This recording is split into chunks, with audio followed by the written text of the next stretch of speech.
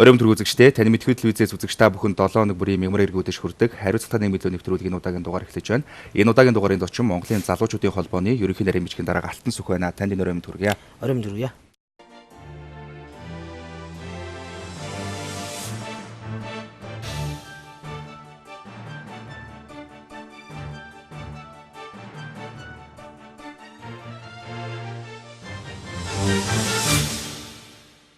Таныг бас ярилцлагатаа урьж оролцуулж байгаа гол шалтгаан бол Монголын залуучуудын холбооноос одоо саяхан 10 сарын ихээр эхлүүлж байгаа нэгэн ажилтай холбоотой энэ юу гэхээр хар цагаан жагсаалт Монголын одоо 1990-ад оноос хойших 100 одоо хар үйл явдлыг нэрлэж үүнтэй холбоотойгоор бас 100 улс төрч төрийн одоо байгууллагын албан хаагчдыг нэрлэж эдгээр хүмүүсийг бас хар жагсаалтанд оруулъя гэдэг зүйлийг та бүхэн хэлсэн. Тэгэхээр энэ хар цагаан жагсаалттай холбоотой мэдээллийг нэвтрүүлэх нь бас товчхон хөрөхөө. Тэгэхээр бас хариуцлагатай нийгмийн төлөөгээ танаа цагаан нэвтрүүлэгт өргөжүүлсэн баяртай байна. Яагаад тэгэхээр бидний яг зорилго бол өөрөө нийгмийн хариуцлагын тухай асуудлыг ярих гэж энэ хар цагаан жагсаалтын тухай яриа гарсан юм аа. За өнгөрсөн 2000 одоо 15 он хүртэл Монголын залуучдын байгууллага бараг 10 жил их хурлаа зарлж хуралдуулаагүй. За бараг 10 жилийн дараа болсон залуучдын холбооны их хурлаар Монголын залуучдын байгууллага нийгэмд тулгамдсан залуучдын өмнө тулгамдж байгаа асуудлуудаар санал бодлоо илэрхийлэхгүй байна. Одоо илэрхийлвэл юуны тухай ярих ёстой юм бэ гэдэг тухай асуудлыг их хурлын төлөөлөгчд ярьсан. За энэ хурал дээр Монголын залуучууд өнгөрсөн 25 жилийн нийгмийн одоо хуваарлалттай нийгмийн ёс суртахуун хариуцлага гэдэг зүйл бол хэцүү болсон байна. Тэгэхээр энэ дээр Монголын залуучдын байгууллага нийгмийн одоо гэрээг нийгмийн гэрээ гэдэг бол өөрөө мэдж байгаа шүү дээ. Юу гэхээр хинж байгуулаагүйгээр нийтээр хүлээн зөвшөөрсөн тэр ёс суртахууны тухай асуудал шүү дээ. Тэгэхээр Монголд ёс суртахуунжуудаг одоо юу гэдэг хариуцлага гэдэг юм ямар төвшөнд байна вэ гэдэг дээр Монголын залуучдын байгууллага тодорхой санаачлах гаргах ёстой гэсэн асуудлыг залуучууд хөндөж ярьсан. Тэгээ эндээс хар одоо улс төрд сонгож болох хүмүүсийг одоо цагаан жагсаалт сонгож болохгүй хүмүүсийн хар жагсаалт гэсэн юм одоо жагсаалтыг гаргаад энэ нь юуны учир шалтгаантай вэ гэхээр Монголын одоо бидний сонгоод авсан үндсүүл засаглалаар хамгийн гол зарчим арслан засаглалын гол зарчим бол иргэд шийдвэр гаргадаг. Тэгэхээр иргэд шийдвэр гаргахад төдийлөн бэлэн биш байгаа учраас тэднэрт зориулсан бэлэн сонгуультанд зориулсан одоо сонгогчийн боловсролын дээшлүүлсэн мэдээлэл чухал байна. Тэр учраас хар цагаан жагсаалт гэж гаргаж залуучуудад одоо Монголын нийгмийн бараг 60-70% үрдүүлж байгаа залуучуудад мэдээлэл өгөх ёстой гэж их хурлын төлөөлөгчд үзсэн. Тэгээд энэ жагсаалтыг гаргах нь зүйтэй гэж яриад за ямар хэлбэрээр ярихыгаа 9 дугаар сарын 29-нд болох үндэсний залуучдын зөвлөлөөр танилцуулаарай гэсэн үүргийг Монголын залуучдын холбооны гүйцэтгэх хороо удирдах хороонд үүргэсэн. За ингээд бид бол энэ дээр ажилласан их олон хүмүүстэй бүх шатны хүмүүстэй уулзсан. За эрх зүйн орчин. За тэгээ өнөөдөр манай явж байгаа хууль эрх зүйн орчноос гадна нийгмийн уур амьсгал хүлээн авалт залуучууд яаж хүлээж авах вэ гэх мэт олон судалгаа хийсний үндсэн дээр бид нар хар цагаан жагсаалтыг тодруулах үндсэн одоо арга хэрэгсэл механизм за үндсэн журмыг бэлэн болгож сая үндэсний залуучдын зөвлөлөөр 9 сарын 29-нд батлуулж байгаа. Ингээд үндэсний залуучдын зөвлөлийн гишүүд маань зөвшөөрсөн учраас за энэ журам бол болж нийцэж гин гэсэн учраас олон нийтэд 10 сарын 2-нд зарлж байгаа. Энэний үндсэн парадигм нь юу гэхээр нэгдүгürt өнгөрсөн 25 жилийн хугацаанд Монголын нийгэмд сөрөг нөлөө үзүүлсэн үндэсний аюулгүй байдал нөлөө үзүүлсэн. Тэгэхдээ сөрөг нөлөө үзүүлсэн үйл ажиллагаануудыг жагсаая, гаргая. Энэ дээр иргэдээс санал авъя. Эхлээд иргэдийн нээлттэй саналаар энэ үйл ажиллагааг тодорхоно. Тэгэхээр энэ үйл ажиллагааг зохион байгуулсан, хариуцсан, хийсэн, шийдвэр гаргасан хүмүүс бол аяндаа энэ үйл ажиллагааны араас тодорно. За энэ үед энэ үйл ажиллагаанд оролцсон хүмүүс бол харж агсаалтанд орно гэсэн. Үндсэн юм парадигмыг яг үндсэн загварчлалыг үндэсний залуучдын зөвлөлөөс зөвшөөрөөд яг энэ журмаар явах хороотой болж байгаа. Тэгэхээр Монголын залуучуудын холбооны гишүүд ч юм уу одоо өдрөдөх зөвлөлийнхэн сууж байгаад энэ жагсаалтыг гаргахгүй байх нь шүү дээ. Ерөнхийдөө бол нээлттэй иргэдтэй ил тод байдлаар явуулнаа. Иргэдийнхээ саналын дагуу гаргана гэж. Тэгэхээр мэдээж яг хуу цахим хэлбэрээр явуулах байх. Өөр ямар бас төрлөөр энэ иргэдийн саналыг авч нэгтгэх юм бэ? Бид нар бол нэг ийм юм ярьж байгаа. Юу гэхээр нэгдүгürt бол онлайнаар 100 үйл явдлаа нэрлүүлчихнэ. За энэ бол мэдээж яг 100 гэж хэлэхгүй. Жишээлбэл 110 ч юм уу эсвэл 90 ч юм уу байхыг бид мэдэхгүй шүү дээ.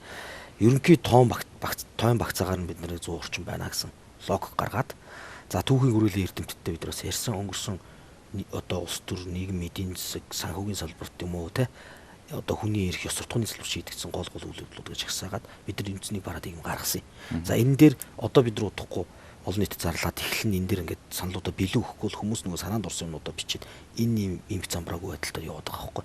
Тэгээ энэ бол ингээд шийдлэр явна. За ингээд 100 үйл ажиллагаа гарангуут энэний ардтал шийдвэр гаргасан 100-аар тогтохгүй хүмүүсийн нэрс гарах байх тийм үү.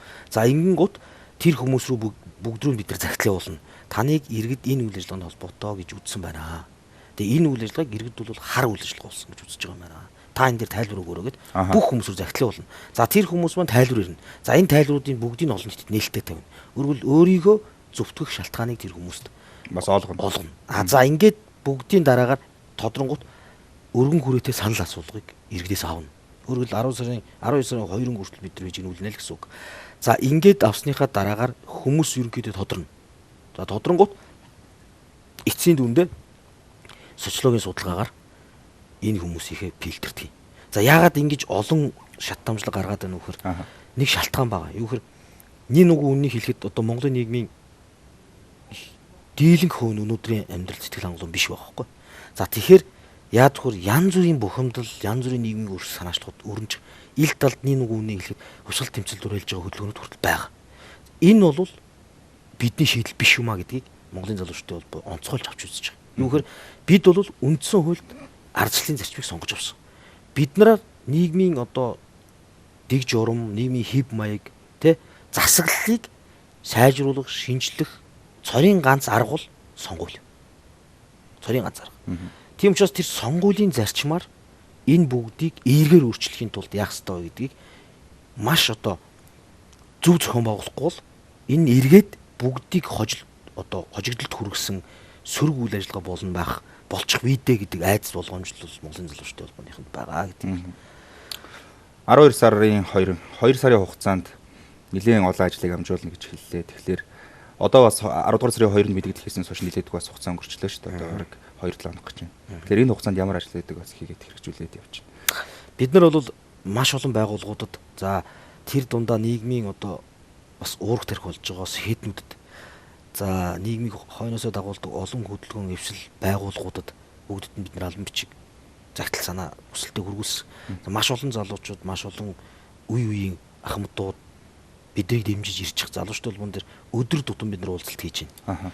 За энэ бол юу гэхээр одоо 100 үйл явдал залуу хүмүүсийн өгж байгаа одоо саналыг нэгтгэх процесс юм. Одоогийн байдлаар MIFE CGM гэдэг одоо Монголын залуучуудын холбооны сайтн дээр 100 хар үйл явдалд ойролцоогоор 30 орчим хар үйл явдлыг иргэд сонгогчдод нэрлсэн байгаа. За хажуугаар нь бид нар утсаар за загтлаар шууд уулзалтаар гэх мэтэр хар үйл явдлуудыг бүртгүүлж нэгтгэж авч байгаа. Манайх яг үгээр процедурын үед хүмүүс сайн ойлгоогүй. Тэгэнгუутаа шууд хүний нэр хэлэх гэсэн ийм юмуд байгаа. Тэгэхээр бид бол энэ бол процедур биш ээ. Энэ бол бидний зөвхөн Монголын юм гээд тайлбар хийх хугацаанууд маань явж байна. Одоо юу гэдэг зураачт за сэтгүүлчдийн нэгдсэн эвлийнхэн за тэгээд ажил олгогчд маань за тэгээд хамаг Монгол хөдөлгөөн гэх мэтэр олон хөдөлгөөнүүд энэ үйл явдлыг зөөр ойлгож хурж ирж байгаа. Юу гэхээр бид нар бол хэлж байгаа. Ямарваа ил ба далд тийм одоо нийгмийг төрөөрсөн уриалсан юм бол бид хийхгүй байгаа.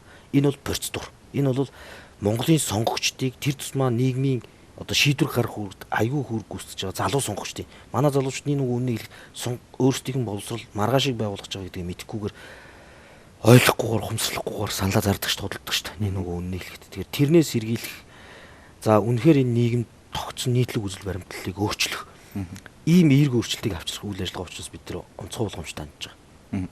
Тэгэхээр эргээд энэ жагсаалт гарсны дараагаар Монголын залуучуудын холбоо гишүүдэд дэмжигчдийг эдгээр одоо улс төрчдийг битгий дэмжих гэсэн уриалгыг гаргана гэдэг зүйлийг хэлж ийсэн. Тэгэхээр энэ уриалгатай холбоотой ер нь Монголын залуучуудын холбоо чинь хэр хүчтэй байгуулга юм бэ?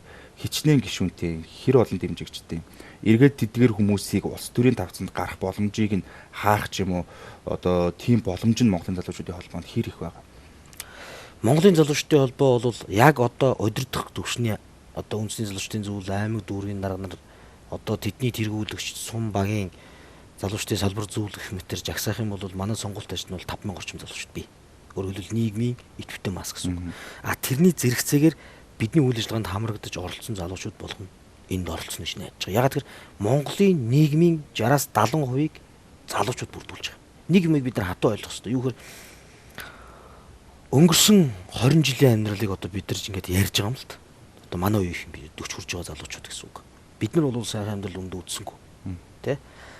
Одоо картын бараагаар дамжаад оюутан цаг өнгөрөөгөөд ингэж яваад бид нар бол яг эцэст одоо манай үеийнхэн баг өвчин ярих хэмжээнд очихлоо. Муудсан баг. Бид юу гэж ярьж байгаа нөхөр энэ байдал ойрын хугацаанд өөрчлөгдөхгүй юм байна гэж. Тэгэхээр манай үеийнхэн алдагдсан үеийнхэн байх. Тийм учраас дараа үеийнхэнд боломж олохын тулд энэ үеийнхэн нийгмийн энэ өөрчлөлтийг эргээр бүх хүн ашигтайгаар хийх цорын ганц зүйлийг бид нар хийх ёстой гэдэг нийгмийн ухамсар байгаа гэж ойлгож байгаа. За тэр утгаараа бидний үйл ажиллагааг одоо хүмүүс маш их дэмжиж ярьж хөөрж ирж байгаа, санал бодлоод хэлж байгаа. За янз бүрийн одоо бүгдээрээ хамтдаа гараад байлт дэлдаач гэж байгаа хүмүүс байгаа. Гэтэ бид бол нийгмийн үр амьсгалыг зөв чигтэн зөв чиглүүлж зөв өөрчлөлт хийх ёстой л гэсэн байр суурьтай.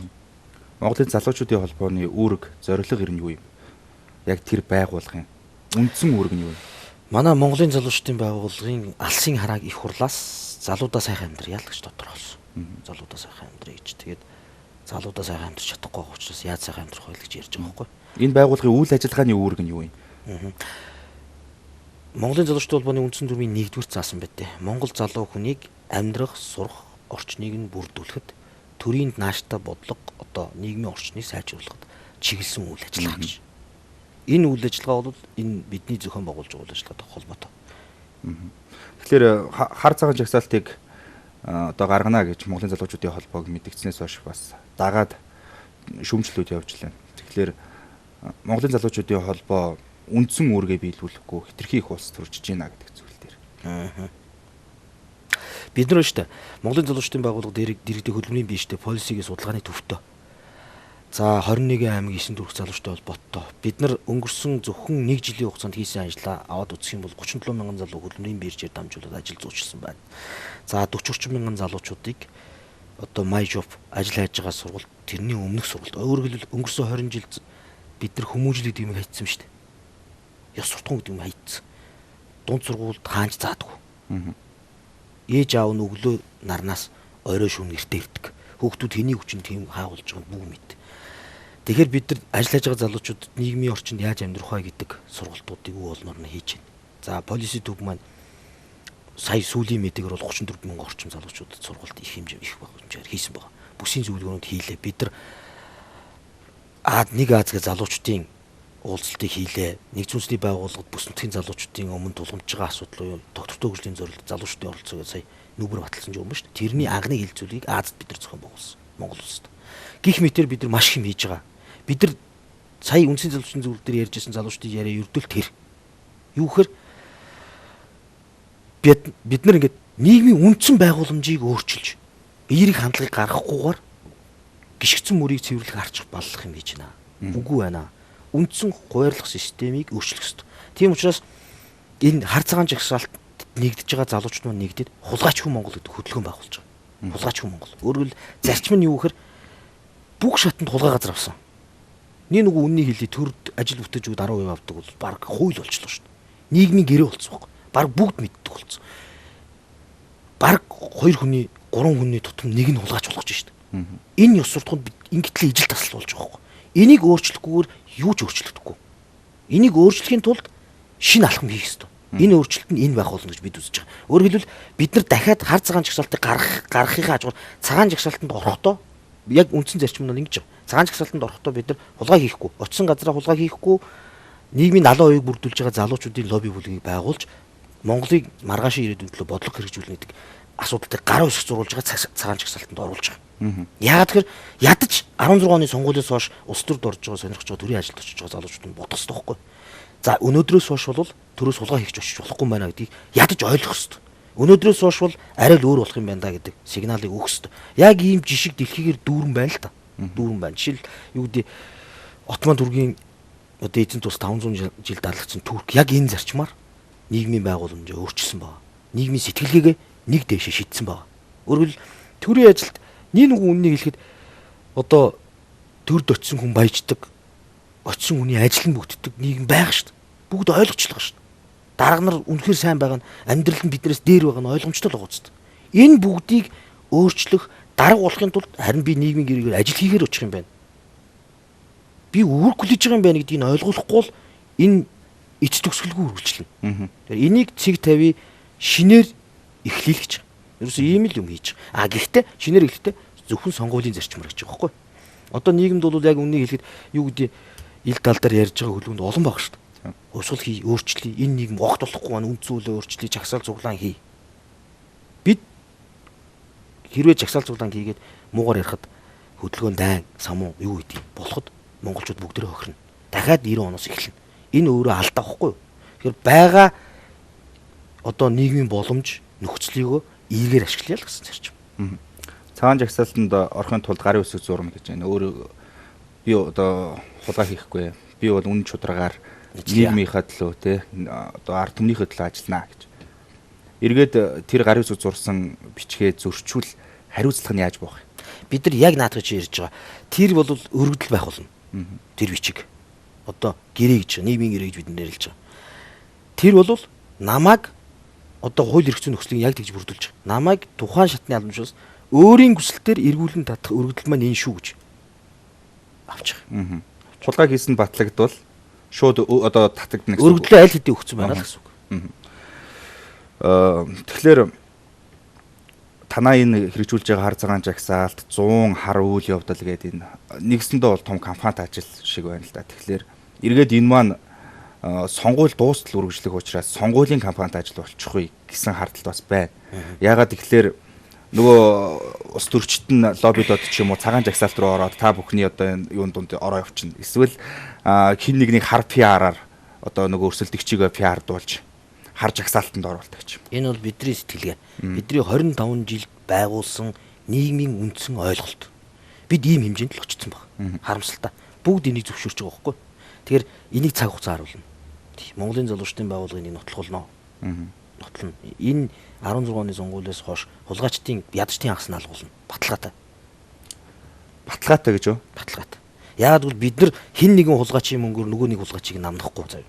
Баталгаатай. Бид маргаашийн төлөө хүүхдийн төлөө зориулж байгаа 40 орчим насны залуучуудын ярьж байгаа яриа байхгүй. Бид нар маргаашийн Монголыг гоё болгохын тулд чин сэтгэлээсээ ярьж байгаа. Сонгуулийн дараа 7 сарын 1-нд 8 сарын 1-нд хэдэнд үйдیں۔ Тэ бүгдээрээ бас эргээд уулзаад ярих боломж олдох баг. Тэгэхээр хамгийн гол зүйл нь бол жагсаалтанд орсон ч гэсэн тэдгээр хүмүүсийн нэр дэвших эрхийг та бүхэн хааж чадахгүй шүү дээ. Гол нь гол нь бол зүгээр урайлга гэж байгаа. Энэ бол ийм юмд холбогдсон ийм одоо ус төрч шүү. Энийг бол одоо сонгох ёсгүй шүү гэдэг зүйлийг нэг талтаа хэлээд нөгөө талтаа бол энэ хүн бол харин одоо ус төрд орох юм бол бас юм хийж мэдэн шүү. Энэ хийхээр хүн шүү гэдгийг бас нэг талаас нь ялгаж салгаж харуулах. Гэтэл нэр дэвшиж байгаа хүмүүс нь ихэнх нь хар жагсаалтанд орсон ч юм уу. Та бүхний цагаан жагсаалтнаас өөр гадуур хүмүүс ороод ирвэл сонгогчдын хувьд юу болох вэ? Тэгэхээр цагаан жагсаалтанд орсон хүмүүсийг өөрчлөхгүй бол энэ нийгэм өөрчлөгдөхгүй байгаа шүү гэдгийг ойлгуулахын тулд Монголын залуучдын байгууллага бүх чадлаар ажиллана. Тэгэхээр одоо богино хугацаа байна тий. Тэгэхээр орон нутг руу, хөдөө орон нутг руу чиглэсэн ямар ажлуудыг хийх юм бэ одоо? Одоо маасаа хамарсан.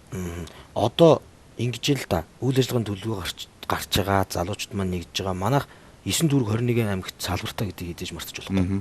Сумууд сум болгон дээр Монголын залуучдын байгууллагын салбар зөвлөл бий. Тэнд 4-5 идэвхтэй залуу сууж байгаа. Тэднэрт бэлэн шаблон бид бэлдэж өгч байгаа.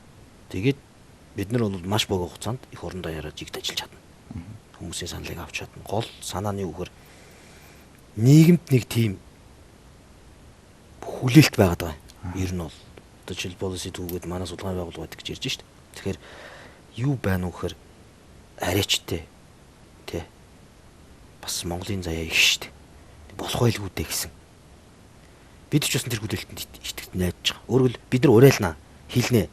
Үнэхээр ийм балиар нийгмийг ийм болохгүй байгаа нийгмийг өөрчлөхийн тулд энэс өөр арга гарч байхгүй юм байна шүү гэдгийг хүмүүст ойлгуулахын тулд чадхын хэрэгээр ажиллах болно. Монголын залуучуудын холбооны гишүүдээс удирдах зөвлөлөөс ч юм уу улсын хурлд нэр дэвших юм 2016 он. За одоогийн байдлаар бол удирдах хорооны гишүүнийг 5 хүн бий. За тэдгээрээс маань бол бүх шатны сонгуульд бүгд нэр дэвшихгүй гэж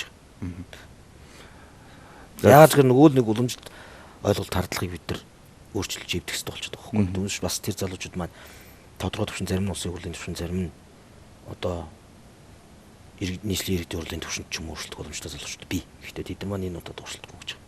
Тэгэхээр үе үеийн одоо улс төрчдийг ч юм уу харж байхад заавал оюутны холбоо ч юм уу Монголын залуучуудын холбоогоор дамжиж гардаг юм шиг ийм ойлголт тэр тэргүй нийгэмд маст нь байна шүү дээ. Тэгэхээр энэ дээр энэ зүйлийг та бүхэн бас үгүйсгэж байгаа гэж ойлгож болох уу? Энэ удаад биш. Яг л бид нар том зорилго тавьж байгаа учраас дараа нь тэр сайхан болж байгаа нийгэмд хүчээ өргөөд төрдөө үнэн сайхан сэтгэлээр зүтгэх боломж бидэрт бас болдог байна. Тэр Монголын оюутны холбоо гэснээс Монголын оюутны холбооны хувьд ч гэсэн Монголын залуучуудын холбоогоос дутгааргүй бас ийм гишүүнтэй байгууллага байж штэ. Тэгэхээр тэр байгууллагатайгаа тэргүй одоо яг удахгүй сэхэтэн болох оюутан залуучуудын хувьд Монголын залуучуудын холбоотойгоо энэ оюутны холбоо нь ямар уялдаа холбоотой ажилтдаг юм бэ? Эргээд та бүхний одоо энэ санаачлаад ажиллаж байгаа хар цагаан жагсаалт дээр тэр олон маасыг хамруулсан тэр том бас гишүүдтэй байгууллагын хувьд яаж оролцох юм шиг вэ? Манай Монголын залуучуудын холбооны тэргүүн дэд ерөнхийлөгч Монголын оюутны холбооны дэд ерөнхийлөгч Бацаахан байж байгаа. Бид нар бол байнга ойлголцож ажиллаж байгаа.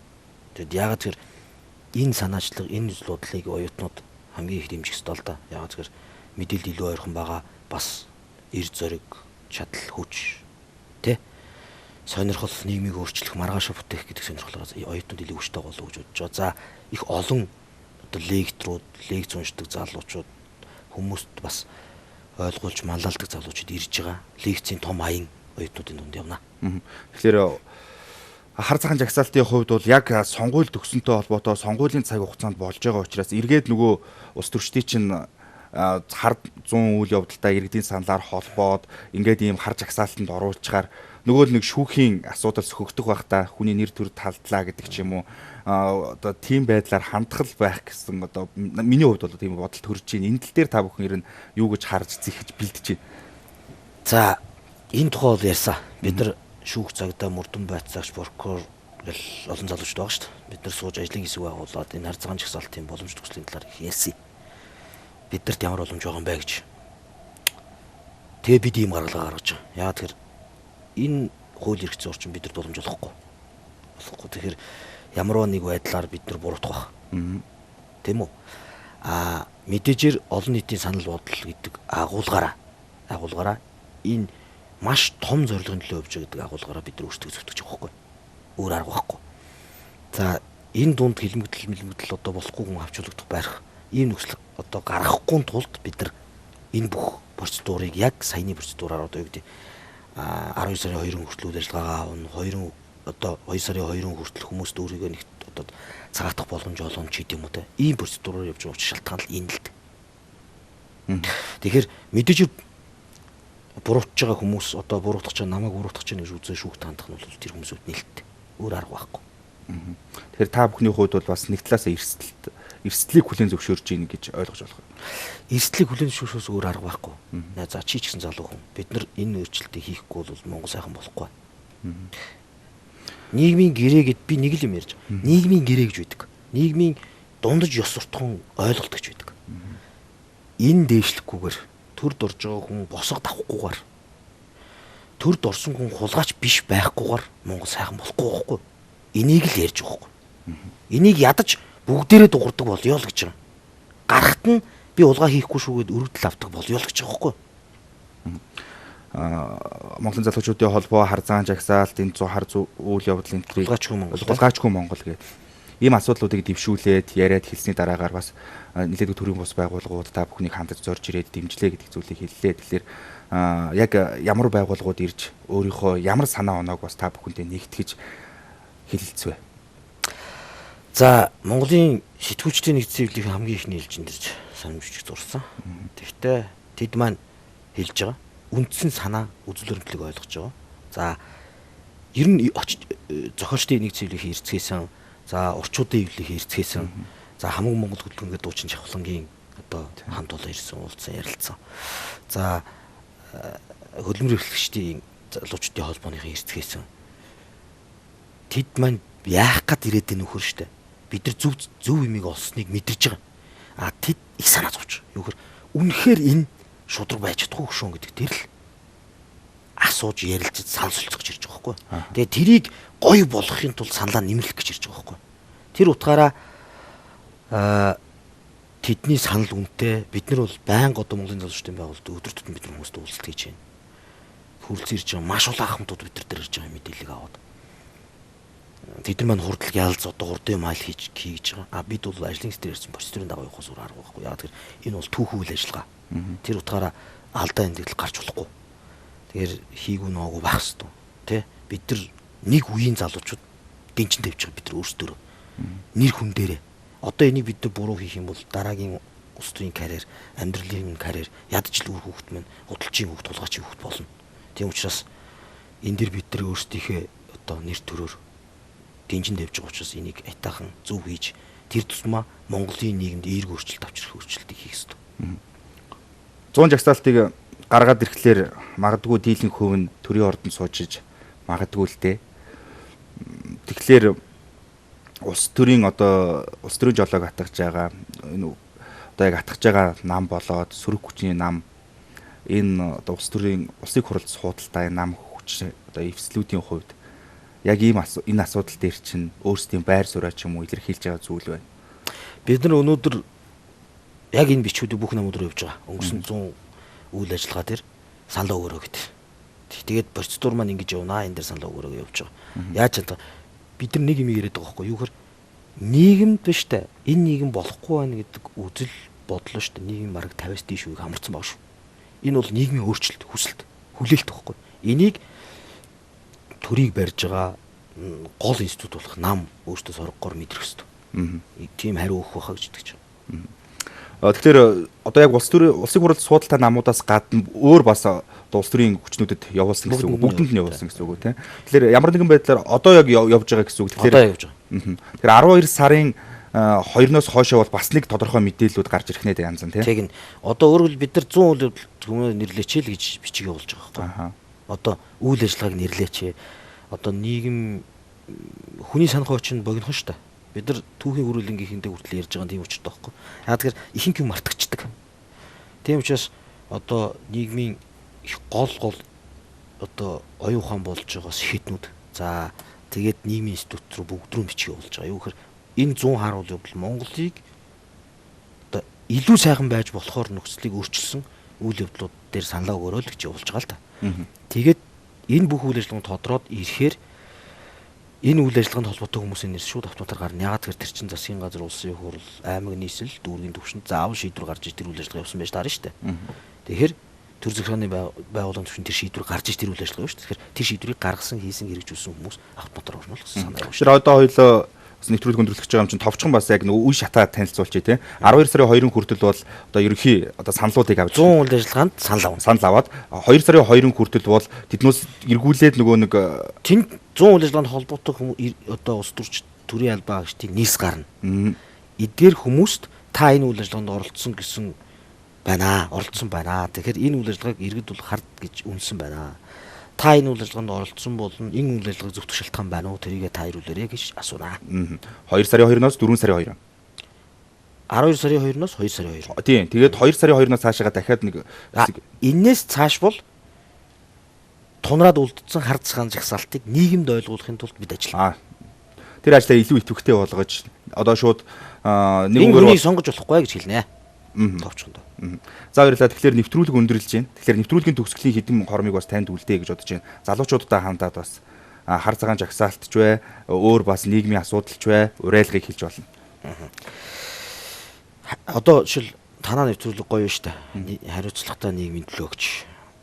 Хариуцлагатай нийгэм гэдэг бол нийгмийн гэрээ тодорхой түвшинд өндөрт очсон нийгмийг хэлж байгаа юм л та. Өөрөөр хэлбэл бүгд тэ ямар зорилгоор энэ ажлыг хийж гин гэдгээ илүү ухамсартайгаар ойлгоцсон нийгмийг хэлж байгаа.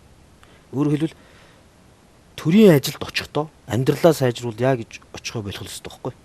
Тэгвэл энэ хариуцлагатай нийгэм болдог. Тэгэхээр энэ нийтээр хүлээн зөвшөөрсөн ёс суртахууныг л өөрчлөхгүйгээр амжилтанд хүрэхгүй учраас энэ нийгмийг өөрчлөхөд энэ нийтээр дагаж мөрдөх ёс суртахууныг өөрчлөхөд залуусыг өргөнөөр оролцоохаа гэж найдаж байгаа. Тэгээ бүх залуучуудаа уриалж байна. Яагаад тэгэхээр сайхан Монголын төлөө та бид те бүгдээрээ сэтгэл зүрхээ зориулахгүй бол энэ нийгэм өөрчлөгдөхгүй те. Тэгээ хуучин улам сэтгэлгээгээр заанаад гэж чинь сонгуульд зориулж байгаа нэг юм хийж байгаа л гэж бодож байгаа. Гэхдээ энийг бол цаг хугацаа харуулна гэж хэлнэ. Бидний урилгыг хүлээж авч ирж өөрсдийнхөө хийж бүтээж байгаа ажилтай холбоотой мэдээллийг хүргэсэн танд баярлалаа. Танай хамт олонд бас ажлын амжилт хүсье. Та бүхэнд ч баярлалаа. Үзэгчдээ хариуцлагатай нийгмийн төлөө нэвтрүүлгийн энэ удаагийн дугаар энэ түрүүд өндөрлөж байна. Эх 7 хоногийн дугаар уулзтлаа. Түр баяртай.